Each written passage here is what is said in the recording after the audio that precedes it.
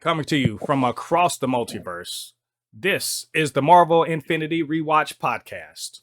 Welcome and thank you for joining us on the Marvel Infinity Rewatch Podcast, where we are rewatching the most successful movie franchise in history from the very beginning.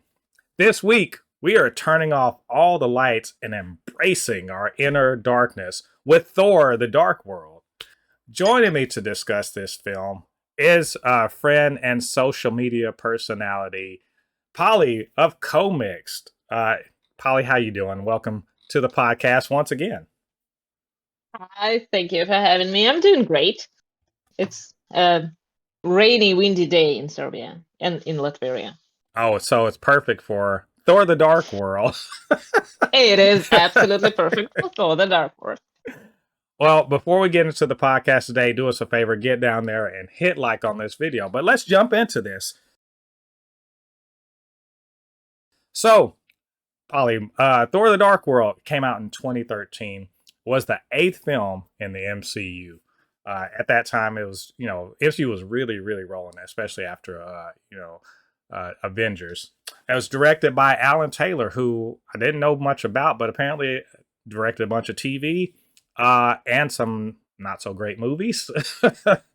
And it was based on a screenplay by Christopher Yost and the writing team of Christopher Marcus and Stephen McFeely, who we all know and love for a lot of things in the MCU.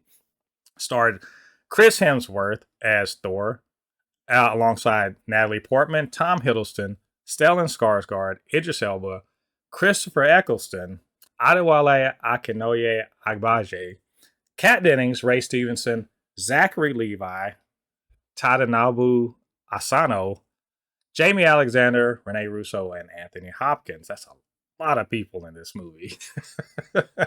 That is a lot of people. And it is the sequel to, of course, Thor, which was very well received. This one, I don't know, not so much, I think. So, Okay. So, what was this movie about, Polly? Well, the Dark World. No, mostly it was about yet another Infinity Stone, and it was a follow-up to the Avengers, which is it's not an easy task to perform because you just had a massive hit and you just had something that was not necessarily lining up with all the stories that were created before. So you had to tie up loose ends. And I think this movie did it. I think it did it well. I actually don't understand the massive hate for it because, yeah, I had fun watching it. It had an appropriate amount of humor, an appropriate amount of like darker tone, a bit of fantasy tone to it, because most of the things that happened, like, well, a bunch of it happened in Asgard, and we didn't get to see that much of Asgard in the first movie. We This is didn't true. get to see any of Asgard in the Avengers. So this was an opportunity to explore a little bit of what is going on there and how it what it looks like was the most interesting part for me, and what the lives there look like. Right. In Yeah. general. I like because yeah. it is an important part of Thor's origin. Mm-hmm. We don't just get a character who is his Earth persona. He has a whole life, and he has like 1,500 years that he's lived there that we get to learn a little bit about. Right. Well, and I think that's a good observation. Also, we also learn about, much like the way Tony Stark is the originator of a lot of villainous problems, Odin is too. Yeah. It's very clear. Like, not Odin, but like the Asgardians are kind of the source of a lot of trouble. And Thor has to solve these problems. With Malekith being his grandfather's great foe. And they don't vanquish him, and now he's a problem. And he's coming back, and he just wants to. And it's all covered up. Yeah. That's the thing that Asgard has this thing of creating these problems and covering them up, Oh, and it keeps coming back to bite them in the ass. what a strangely European concept of let's paper over the bad shit because Well, they are things. North gods. Yeah, and it's interestingly enough, and this does get carried forward. This theme it does get of Odin's fuck ups, or not Odin's fuck ups, but like the elder gods fuck ups coming back to bite them back later on in Thor Ragnarok. Um, and it was showing some more, just showing the Asgardians' place in the universe, definitely. Um, and Earth, of course, has to deal with their crap. Let's talk about the good, the bad, and the weird in this. What did you think was good about this movie? Okay, so first of all, you just mentioned that Christopher Yost was writing the movie, Yes. and yeah, I immediately thought about his writing in the comics, and I kind of see a bit of influence and a bit of like similarities now that I didn't see before because I had no idea that he wrote it. Right. That's how great in order I am. But okay, the good, the bad, and the weird. First of all, the good part is again the fact that we get to spend time on Asgard, in Asgard, on Asgard. No, I don't know. It's on because In Asgard. it is a flat Earth, It's so it's yeah. on. Technically, Yeah. technically, it's on. Take that, rounders. Yeah, and that was my favorite part. I like to see how the relationships there are built and developed, and how it all works.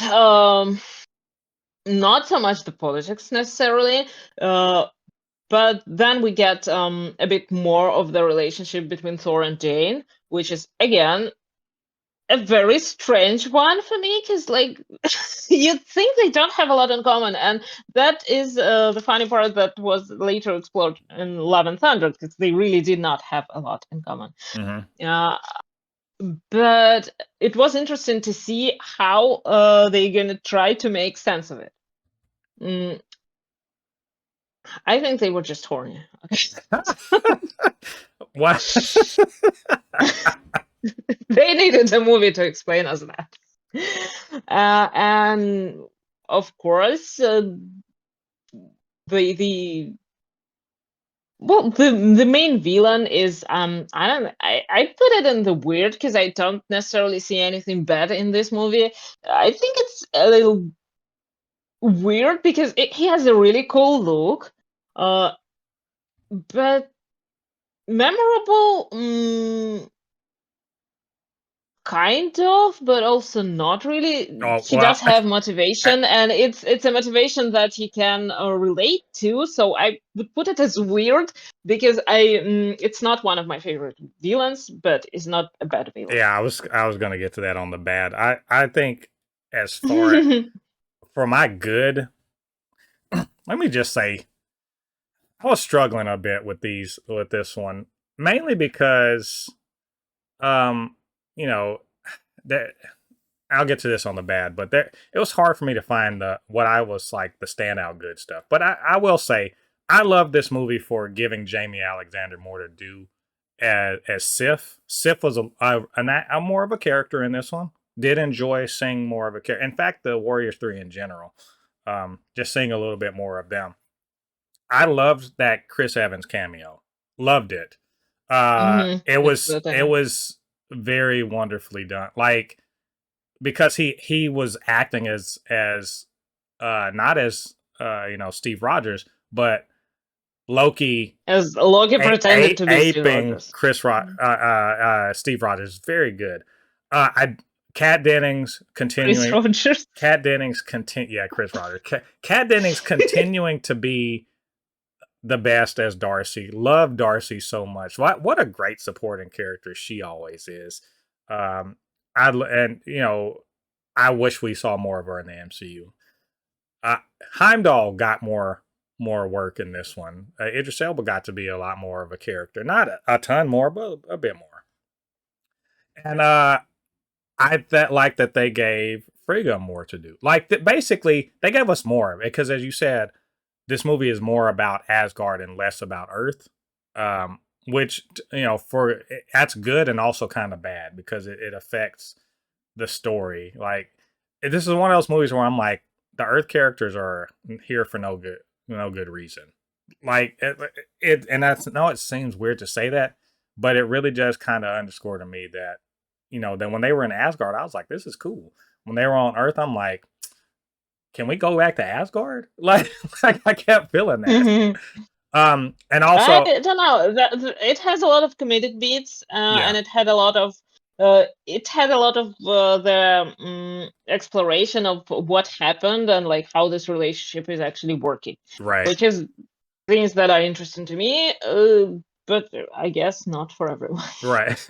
Well, my last good thing I'm Y'all gonna say. don't understand anything. Wait, uh, I want to shout out this one quote that I thought was really good, and it's something that I think carries over into other MCU things, and that is, he says to Odin at the end of the movie, Thor says, "I'd rather be a good man than a great king," and that reminds me of the whole bit in Black Panther where he Mm. says it's hard It's hard for a good man to be king. yeah. Hmm. I really love that, and I thought that was a great evolution of Thor's character, where he doesn't want to be king because he thinks it will affect his morality, and he sees it play out in the fact that Odin is compromised. He's morally compromised in order to be king of Asgard and to be a major player cosmically. And that again, it pays forward into Thor Ragnarok. Hmm. As far as the bad, I'm sorry, I got a list. I got a list here. Zachary Levi as Fandral, which Oh, I'm kidding. Actually, he's I quite mean, he's just bad. I'm just he's just bad. ignoring him. He's bad personally. I actually kind of like him as Fandral. I think he gets an opportunity to be kind of cool. I just See, the problem is for me with his character in general that I didn't notice the switch. yes, yeah, it is noticeable. I think he's good. Not for me. I Not think for me. I think he's good. Well, I think it's noticeable in the sense that it's clearly not the same person, but also he gets more to do in Really? this one. Like it's Because I was watching and until someone pointed out that it's a different actor. I didn't even cross my mind. I feel like, and maybe it's because it's a I thought that recency. like this musketeer guy Yeah, that was all it was for me. he's far his accent's a little weirder. I think he hams it up a bit more than I think Fandral was a little bit more serious in the first Thor. This one What happened to the first one? it was scheduling conflict, so he couldn't actually come back. Mm. I don't think I think he's doing all right here. Um, here's my bad. So my overall bad with this movie is the movie itself, and it is this. I think this movie's kind of dull. Like it's not even bad. I don't think it's a bad movie. It's just kind of dull. And I say that as like I watched this in the middle of the day. So I wasn't late at night or anything. I watched this at like noon. And, I was kind of checking out, dozing a little bit here and there. And I was like, why is this happening? I don't understand this. This movie has everything that should keep me interested. It's got, fantastical sets. The actors are doing fine. Their characters. It's got You know why? it's got this big. But I kept being like, I was like, this. What is happening in this movie? It's kind of I dull. think I know why. I know why because the movies that we all scream about, they all have these epic moments Hmm. that you wait for. You watch Endgame not for the part when like the phone is ringing for like Hawkeye or like somebody's walking somewhere, but you watch for the big moments. And this movie doesn't have a big moment. It's Hmm. just a movie, and it's okay for me again because I not necessarily everything needs to have this huge moments for me, but it's cool when they are there. And when somebody makes you scream like a child because you saw something that you saw on a comic book page, or it just looks epic, like I don't know, again, Thor jumping with the lightning in Hmm. Ragnarok, or like on the bridge, stuff like that. These are the things that keep you engaged. You Right. wait for them. And since this movie doesn't have any, it's just okay.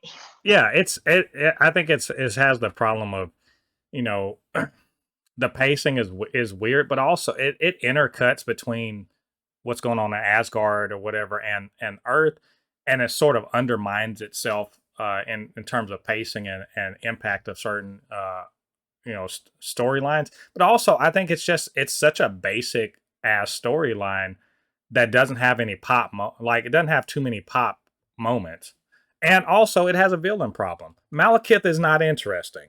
He just isn't. Um, and he's a villain. The villain problem is he should be interesting. He should be like really. He doesn't get a chance to choose scenery. Like you have Christopher Eccleston, Doctor Who, in all this makeup and everything, and you give him no. Not the best Doctor Who. Yeah.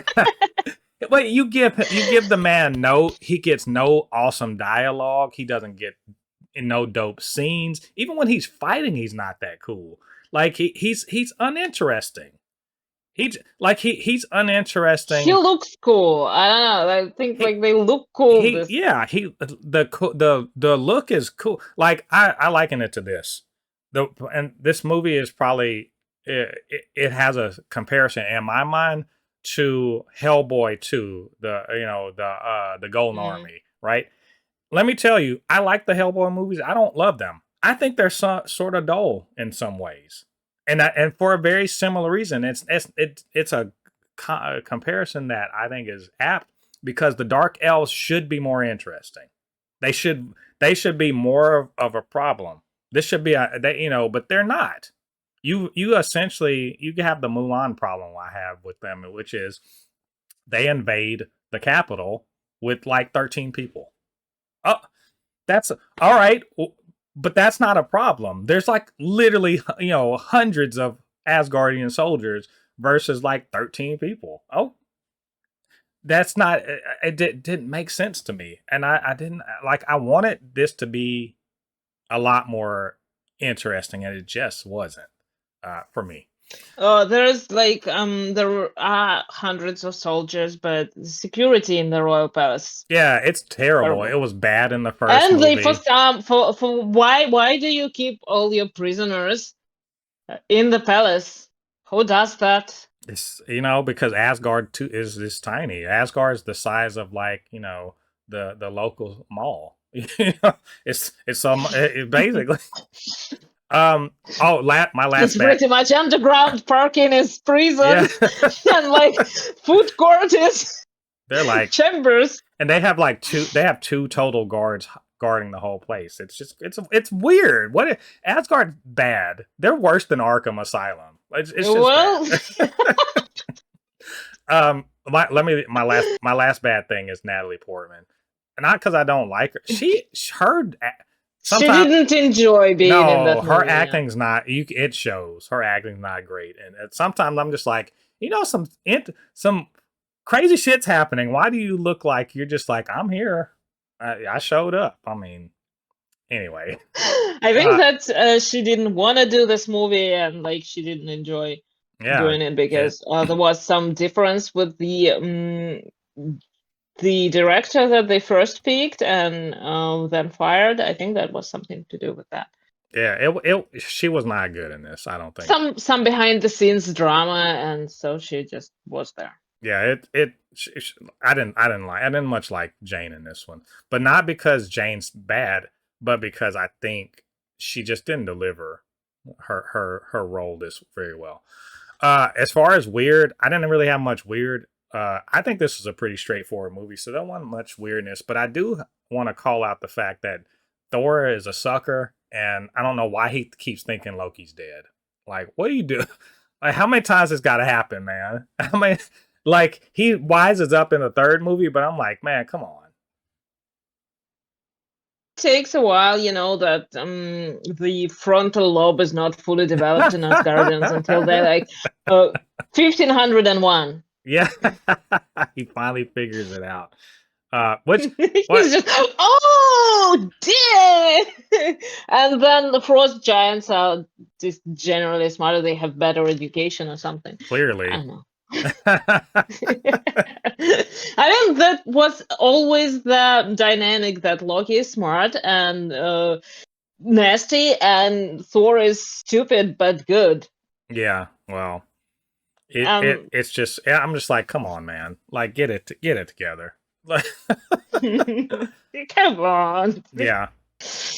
I guess I can call weird will be and another weird is and that's only because and I just called it out, but the Mulan thing again, the invasion of Asgard by 13 warriors is strange. Like why that?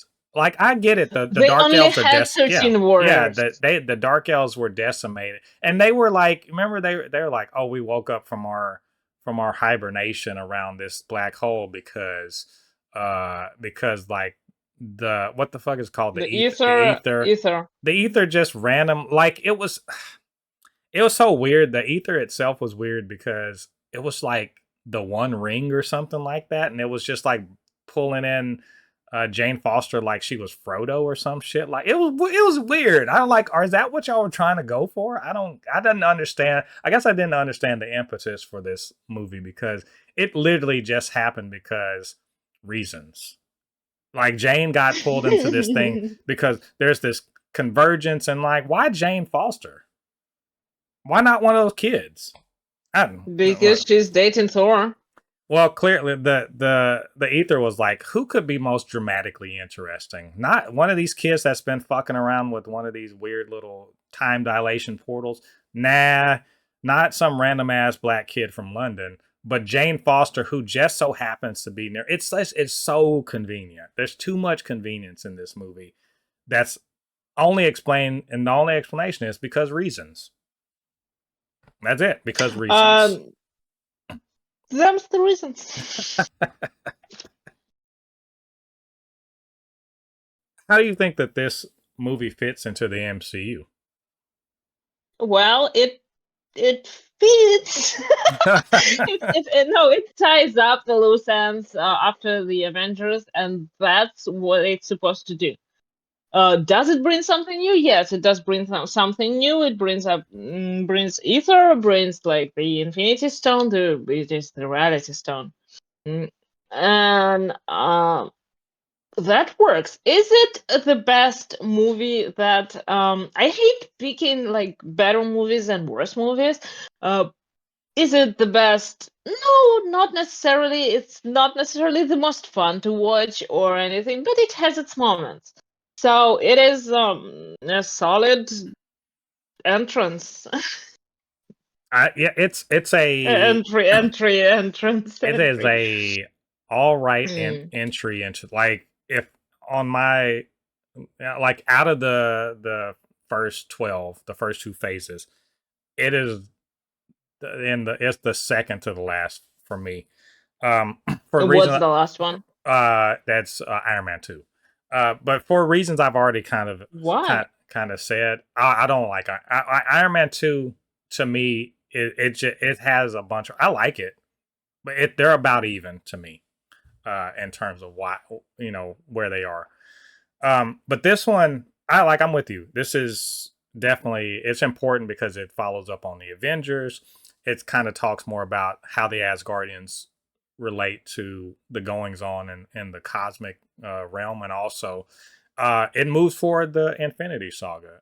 We find another Infinity Stone, and we don't know it is until like the end of like literally until you see the post credits. You don't know that's an Infinity Stone. It's just the ether, right? And it also lets you know Thanos is on the move, and who the hell is this guy played by Benicio del Toro? The Collector. Who is this guy? So it's nice that they pull in the Collector. So you're bringing in Marvel lore, comics lore, and just kind of laying the trail that's going to eventually lead you to Infinity War. So do you remember the first time you watched this? What was? Did you see this in theater? Yeah, Did you watch it on DVD? What was yeah, the thing? yeah. It was in theater, and Oh, it was 2D, I think. Uh, it was fun for me because obviously I was very interested in what's gonna happen next. And the first time, it's always a fun experience and it's always exciting. I don't remember the details, but I do have the little flyers from the movie theater Mm-hmm. still somewhere. Yeah, so Yeah, that's fun. It's like a surprisingly, relic now. I think for me, I didn't. I watched this on home video. I think it was DVD. Rented the DVD. Didn't buy it. Rented it.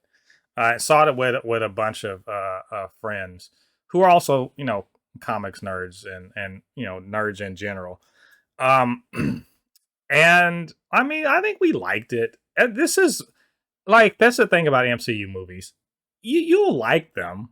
You're not gonna love them. We're looking for love, right? But we liked them liked it well enough. When you watched it, I think the rewatches are where I just like, hey, what is this?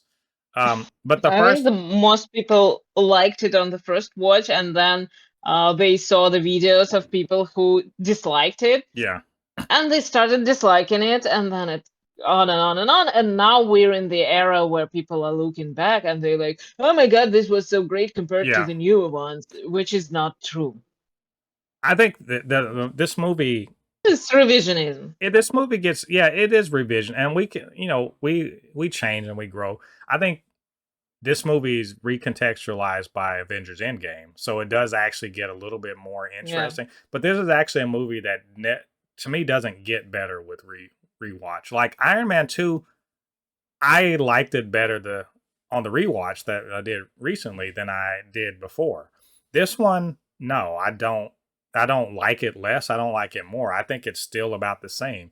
Um, and I think at the time we were like, "This is cool," but like they're just so it's missing something. And I think I've kind of said the things I feel like where it kind of falls short. What's your standout scene or scenes, like one or two scenes that you felt were elevated above all of the rest of the movie, like to you the best parts of the movie? That's the thing. Like I said, this movie doesn't have them. It doesn't have. So you don't have any, which is fair. Like man, when I tell you I was thinking hard about this. I had to think so hard about this movie about what's a standout scene. But there's one in particular, but I'm gonna do my runners up. My two runners up for best scene in this movie are the jailbreak and assault on Asgard, which I was just shitting on. I feel like I was kind of shitting on it earlier because of how small scale it was. But Because of the 13 people. it is a fun sequence though. It's very fun. It just kind of gives everyone a chance to kind of fight or whatever. Loki gets to be like a little prissy bitch in his cell. Like I didn't want to break out anyway, right? But also you get to see a little bit more. Like you get Sif and they all get to do a little bit more in that. That was fun. And also I did like the whole Loki fake death bit where he pretends, they're doing their little play acting so that they can get the ether out of Jane. I thought that was cool. But the actual best scene in this whole movie, in my opinion, is Frigga and Loki talking in his cell. After he's been brought back after Avengers, and he's in his cell, and he's like, "You're not my mom, and I don't love you, and fuck all y'all." And he's lying like a motherfucker to to his mom, who actually knows what's going on, and she has this conversation with him, and you can tell she's hurt, but also she still loves him a lot. I think Rene Russo gets to really kind of chew scenery with Tom Hiddleston, who loves chewing scenery. You would think that that's his main, his main diet is scenery. So that's my favorite one, I think. These are good scenes, but these are not the moments, still for me, these are not the moments that you wait to see, that you Right. can't wait to see, that every time that you Mhm. press play, it's like, I don't know, like mm, fly into Wakanda for the first Right. time in Black Panther. Like True. your heart jumps every time you hear the music, you see that it works. And this These are movie just doesn't have that. they're just good. They're good scenes, and like I said, that's the best. I think that's the best scene in the whole movie, That's the and best they got. which is something. Who do you think was the best performance in this movie? And you know a couple one or two runners up if you will. It's very complicated thing for me to mm, even understand. But I think that yeah, that's Frigga as the supporting character gave quite a performance. But other than that, it's obviously Loki is always like the same level of quality. And There you go. That says everything. yeah. um, I'm I going. mean, I think that well, Darcy obviously too, because again, same level of Mhm, quality. But it's people who are returning with their characters. They are consistently good because they already know right, their characters. Uh, but I can't say that someone was exceptional, right. Yeah, like someone new. I think that's fair. I don't think anyone in this movie is burning up the the screen. Um, so my runners up. I'm cheating. I have a few, but not. I don't think any of these really super distinguish themselves as and Hemsworth for being the title character. He's fine. Like he's Thor. But he's not like amazing as Thor. I think he's doing fine. Kat Dennings, I love her Darcy. I said that before. I love her character as Darcy. I wish she was in it a bit more, or she was a little more centered. But obviously, she's a supporting character. But I think she does a great job of bringing that character to life. Tom Hiddleston, he's doing good here, but I think he's not as good as he was in the first one. He's good, and I think this is the material. I think this is a material issue, not the acting. It's the material.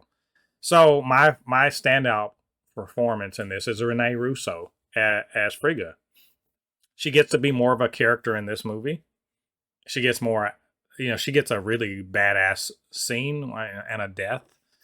But that between the death scene and the scene with Loki and just kind of being a more stalwart presence, I think she outshines everybody else in this movie for what little time she actually gets in the movie, and for not being the main character. It's really great. Like, it's weird to me that Hemsworth being the main character doesn't get the best scenes or the best acting or the best lines. So I liked her a lot. Let's fast forward the Stan Lee watch, where, of course, we always got to look out for where is our boy, Stan the Man? Where is he in this movie?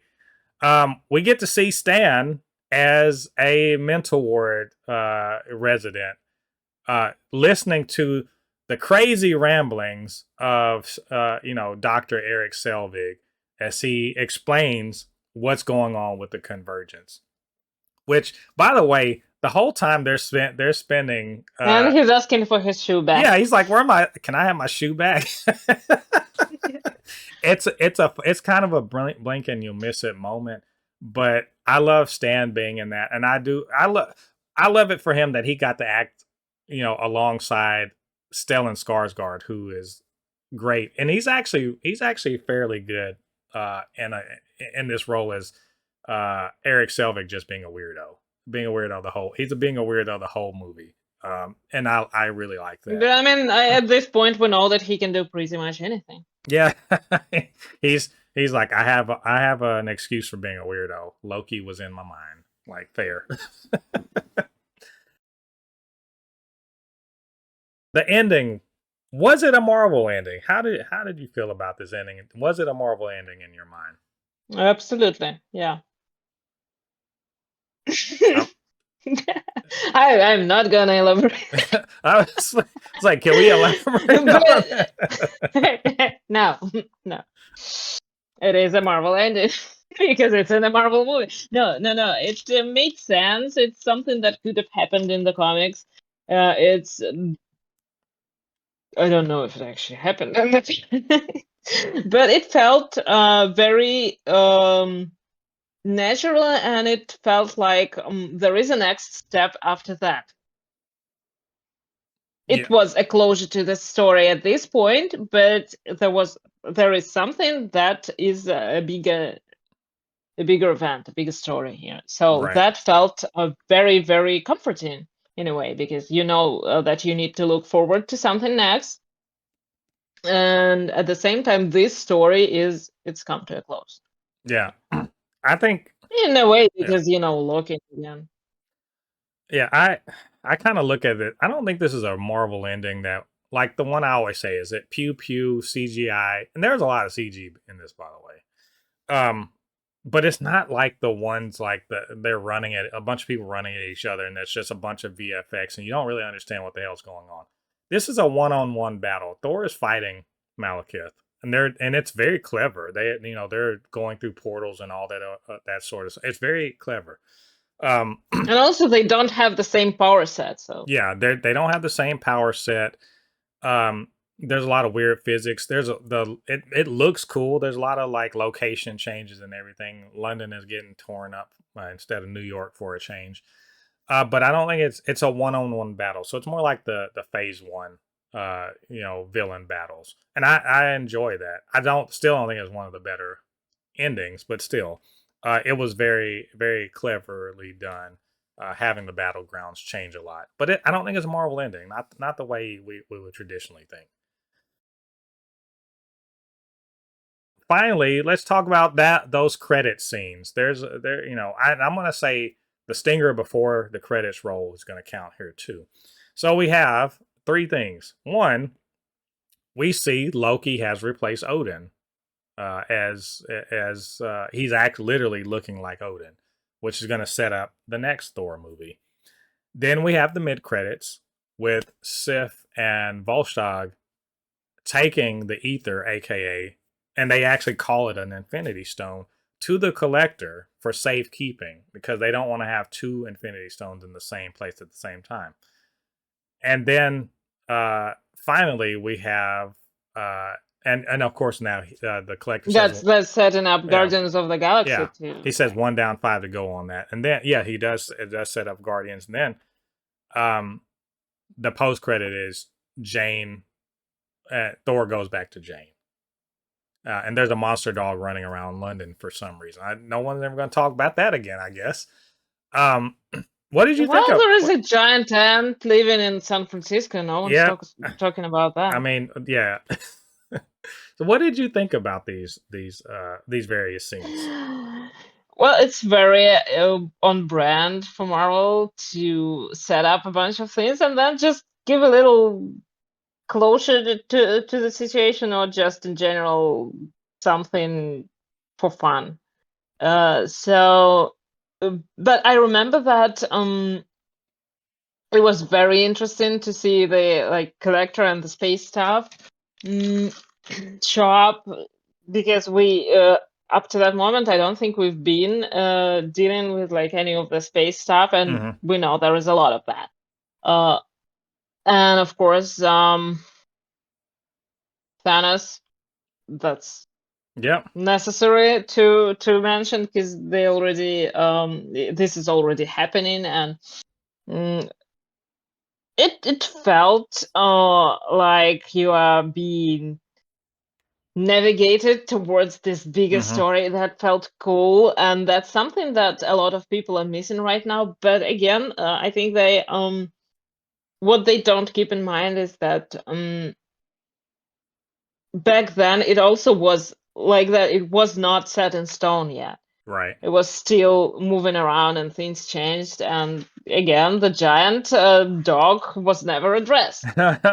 So things happen. they That's okay. That's how it works. they shot him. You know what I like about these scenes? You know they kill that thing. You know what I like Uh, about these scenes? This is the first movie. I'm certain this is the first MCU movie where the credit scenes. I think this is the credit scenes here are like the ones we are used to now. This is the very first because not the Iron Man 3 yeah. ones, but like where they have a stinger pre credits, mid credits, post credits, and it sets the all right. This the status quo for the stinger. We're setting up where we're gonna go for the next movie or the next place in the phase. The stinger, which is breadcrumbs for the overall saga, and then the funny post credits, right? The funny little bit Mm. at the end, and that carries along. I think they had figured out the formula for the credit scenes, and that's what's going to carry forward into the rest of the MCU movies. Iron Man 3 didn't I do don't that. think they're doing this now. I'm not sure. Well, I mean, the way the way the rest of the Infinity Saga played out, they kind of found the formula here and carried it forward. I think. With all that said, well, we covered a lot of ground here on this movie, so it's time, of course, that we rate this thing. And on the Infinity Rewatch podcast, we rate them out of 6 Infinity Stones. So, is Thanos? Is he still looking for that very first ring? He just got an empty gauntlet, or has he snapped everything out of existence? What in your mind? Where do you think he is on the Infinity Stone rating? I'm gonna be less generous than I should be, probably. But it's gonna be 3.5. 3.5. All right. So he's looking for that one, and he's ready to beat the hell out of. I think Yeah, I don't know he how he just got a half a he stone. he's half a stone. He shaved a little bit of it off. I'm gonna Yeah. I think I'm gonna agree with you about this. I think 3 out of 6 is correct here. This is not an amazing movie. It's fine. It's good. It's got its moments. But it's definitely not. I don't think it's up in the top tier. I think it's in the lower tier. I think it deserves its place as one of the bottom MCU movies, um, for story reasons, for some of the acting, but it also it doesn't deserve to be overlooked because it does a lot of things that make the Infinity Saga important, and I think that comes back into play with Endgame. But also, it's setting up a lot of things that need to happen so that the Infinity Saga works its way out, like where it makes sense. I just think it does a disservice to some of the characters, and just the crime of being dull in a movie is like it's worse than being bad. I think to be dull, and it's unfortunately that's where this movie does land for me. So, wow, we covered a lot of ground here, and we had a lot of opinions. What did you guys think about this movie? What do you guys think about what we had to say? You know what to do. Get down to the comment section, leave your thoughts there. And of course, you can always hit me up, supernotfunnyshow@gmail.com, blurred_force1 on Instagram and Threads, and it's super_not_funny show on TikTok. And while you're doing that, you know what to do. Get down there, hit like on this video, subscribe to the channel, hit that notification bell. All that good stuff helps to grow this channel, helps more people to see this podcast and all the other content that we make on Blurred Force One. Of course, I couldn't do this review, revisit by myself. I needed my good friend Polly to come in and try to convince me about about this movie being better than it was. I'm sorry, Polly didn't work this time, but you know what? you tried, and I give you that. But where can they reach you on social media? It's at car_mixed on Tumblr and on Threads and on Instagram. Right, and hopefully You'll probably find me on Threads, and that will take it from there. One day on YouTube, maybe even. We'll see. One day on YouTube, soon, very soon, actually. So, all right, thanks everyone for joining us. This has been the Marvel Infinity Rewatch podcast. Come back to, next week. Not next week, but the next episode. We are going to be covering the next episode. What is the next episode in there? A much more interesting movie. I'm about to say, isn't it Captain? Oh yes, we're going to be talking about Captain America: The Winter Soldier, which Ooh, who got that one? Who got that one? Joe. we're good. Ah, Me and good Joe. for him. We're gonna be talking about Captain America: The Winter Soldier. Damn good for him. It's gonna be a good time. So you guys come back for that. Until then, I've been Mo, your comment extraordinaire on all things pop culture, joined by my good friend Polly. We'll see you guys on the other side of the thread. Peace.